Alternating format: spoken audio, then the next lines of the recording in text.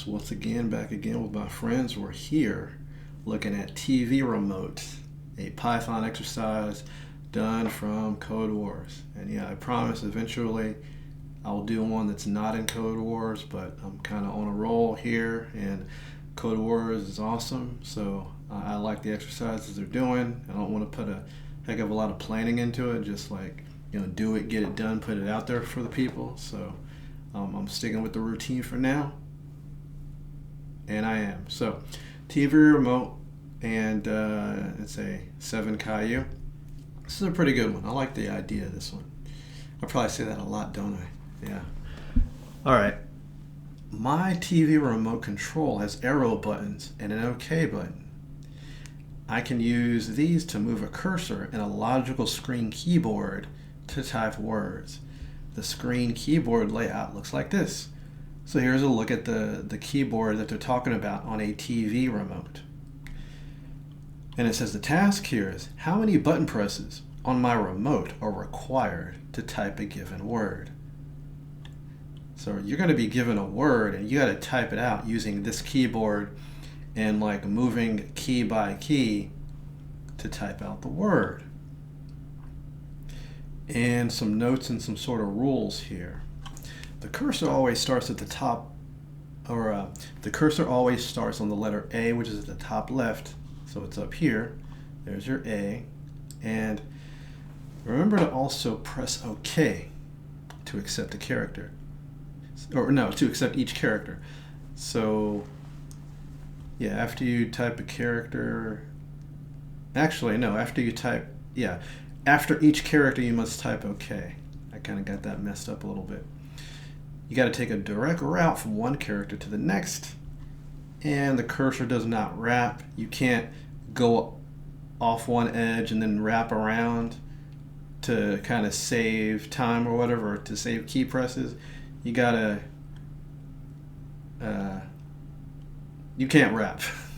I don't know what I was thinking of, but anyway, a word for the purpose of this kata is any sequence of characters available on the virtual keyboard.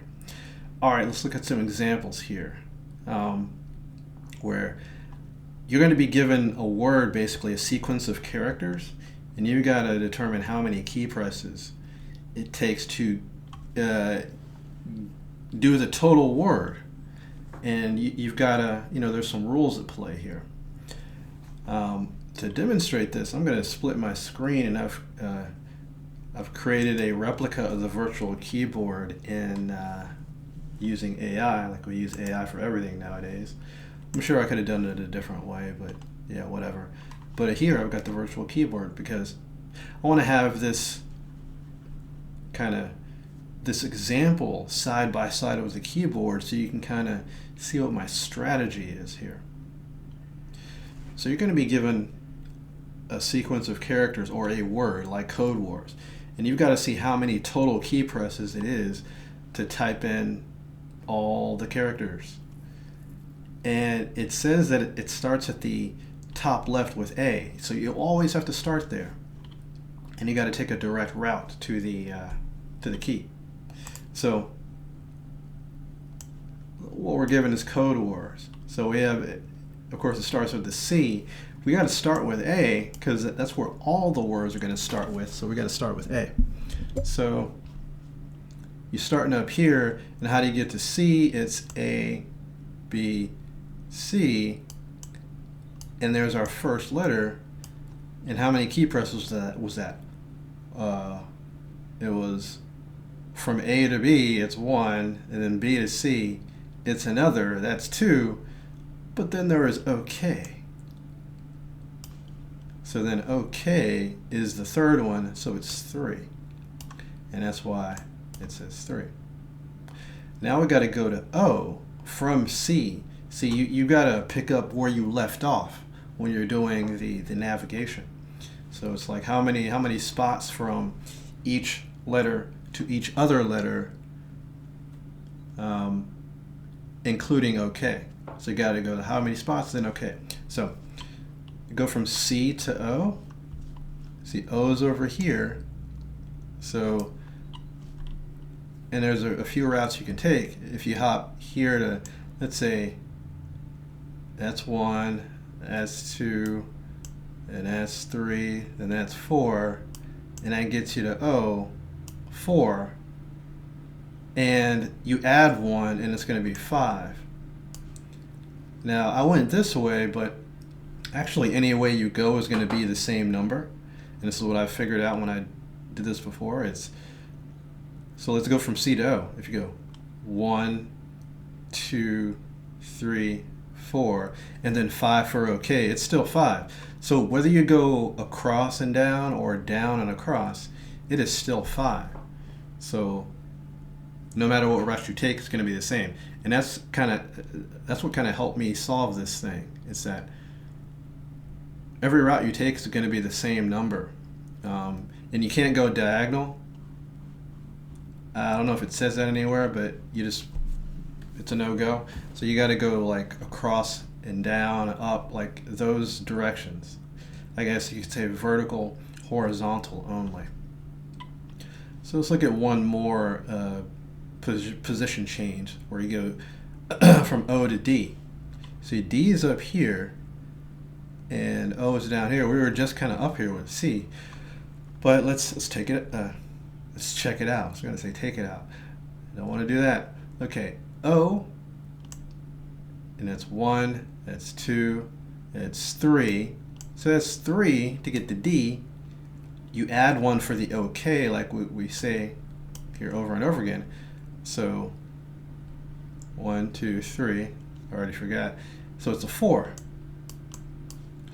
So that's a 4. This is the kind of this is how it works. And so how do you do this programmatically? You can't do this kind of eyeballing and arrowing and whatever programmatically. So how do you figure it out algorithmically? What I determined here is what I actually end up doing is I put this whole table into a two-dimensional list, and I get the difference in the row column indexes, and that is how I determine the distance. And it ends up working out. Like we can do it with the ones that I've given you so far. So let's say going from A to C. We can do this using the two-dimensional row column indexes, or indices as they say. A is at 0, 0. And then C is at 0, 2. What I came up with is we take the difference in the first column plus the difference in the difference in the first set of numbers, the row, plus the difference in the columns, which is the second set of numbers. So it's going to be 0 minus 0, and this is going to be absolute value, plus 0 minus 2. That's going to give us our difference. And so 0, 0, of course, is 0, and then 0 minus 2, it's negative 2, but absolute value is 2. So the difference between A and C is 2. And then you add 1 for OK, and that makes it 3. And that's exactly what it is. So it's the difference in the rows plus the difference in the columns. Let's do C to O, and then we're going to dive into the code, because I don't want this to take too long. So I think you guys will probably get this after this next example. So let's go C to O again. It's as you see here, it's 5. So let's do it index-wise. C is at index 0, 2 of this mythical table. So it's 0, 2. And then O is at, let's see, 0, 1, 2. It's row 2. Row 2. And then column over, it's 0, 1, 2, 3, 4. So it's 4. 2 to 4. And then we do the thing again of the difference in the row index plus the difference in the column index. So we do 0 minus 2 plus 2 minus 4. 0 minus 2 is negative 2, of course. And then 2 minus 4 is also negative 2. We take the absolute values of these two. So the absolute value of negative 2 plus the absolute value of negative 2, it is 4. So that is that's our distance. And then we add 1 for OK. That gives us a 5. And there it is, folks. There's your strategy. Get the difference in the difference in the indices, the row index difference, plus the column index difference, absolute value, add them, there you go. And if you don't get it, watch this again, stare at it, and you will get it. But I got to move on now to actual code. Like I said, I don't want these things to be 45 minutes. That's for another kind of video. So let's get into this dang code, my friends. Let's go. This may actually end up being the longest video I have anyway. Whatever. Nobody watches these anyway, right? Okay. I guess so. What I start with is actually the two-dimensional list for the keyboard. Got to start with that. So we got our two-dimensional list. We're going to use this for the indexing, of course. Maybe I'll make this a little bit bigger. Yeah. Hopefully y'all can see it. I can see it, and that's what matters. All right. So the overall objective here is to get the total of all the key presses. So I'm going to really get the key presses one at a time, and then I'm going to add them together. They got to go into a total. And that total is going to be 0 to initially. And I'm going to use tuples actually for my pairs of indices. And I'm going to create a tuple called last, which has this is going to be the origin coordinates basically. And we know that the origin is going to start with A, and that's at 0, 0. So 0, 0 is going to be the first set of origin coordinates, and then from there I'm going to go to anywhere else I need to go. Like in the example, I'm going from A to C, but I could go from A to anywhere, but it must start with A, so I'm using A as my initial coordinates. And then, my friends, I'm going to loop through the word. In the beginning was the word, yes. And the word is that it's either a word or a sequence of characters that's coming in as an argument or parameter, if you will.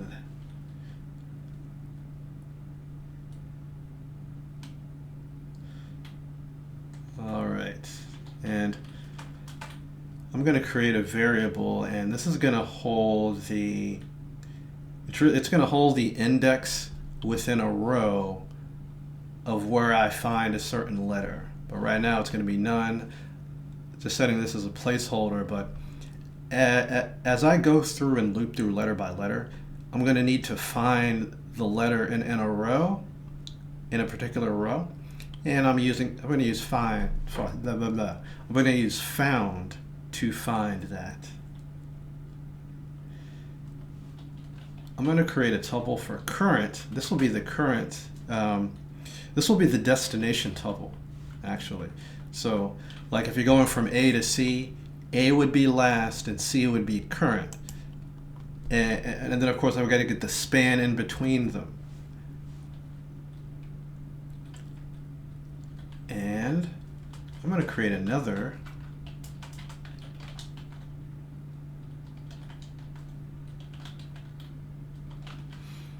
I'm creating another loop because for each letter in the word, I'm going to search the keyboard for that letter. That's what I got to do. Search the keyboard for that letter.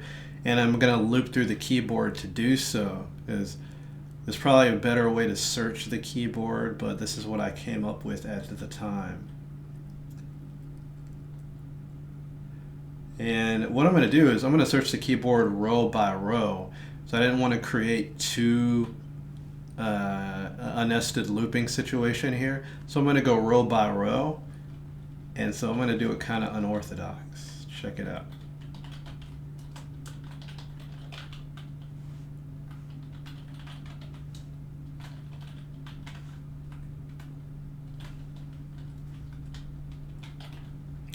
I'll talk about this soon once I've got everything typed out.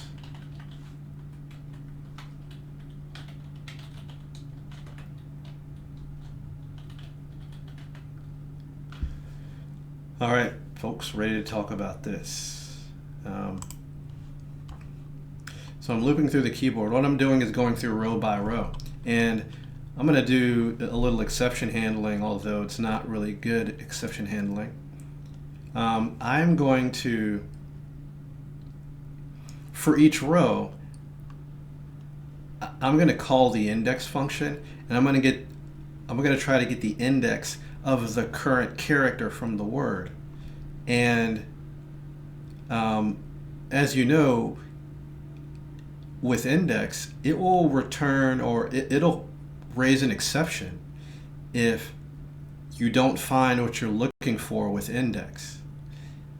And so because of that, I'm doing a try except block. But if it raises an exception, I'm just going to pass and just loop to the next row. So that's what I'm doing. I'm saying, okay, if I don't find the letter in the row, I'm just going to go to the next row. Kind of a hacky way to do it, but it totally works. This is not a mission critical application, so I think I'm good, folks.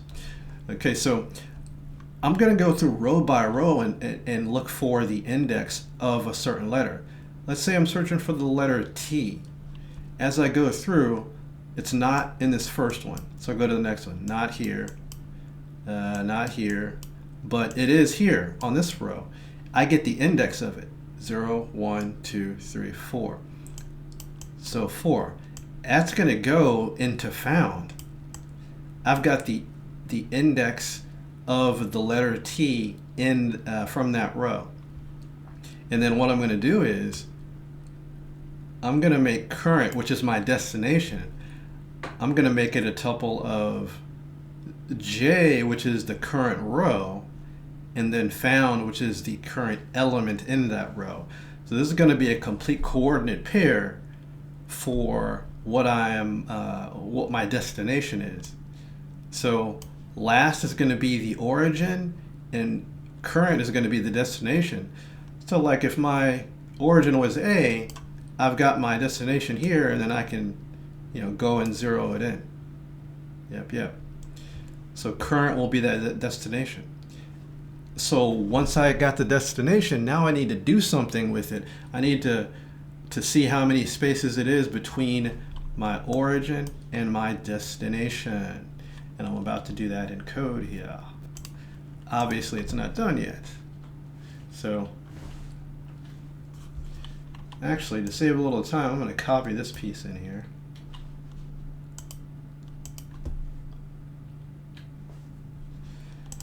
This is my little formula that I was talking about. I wasn't sort of talking about it. I was.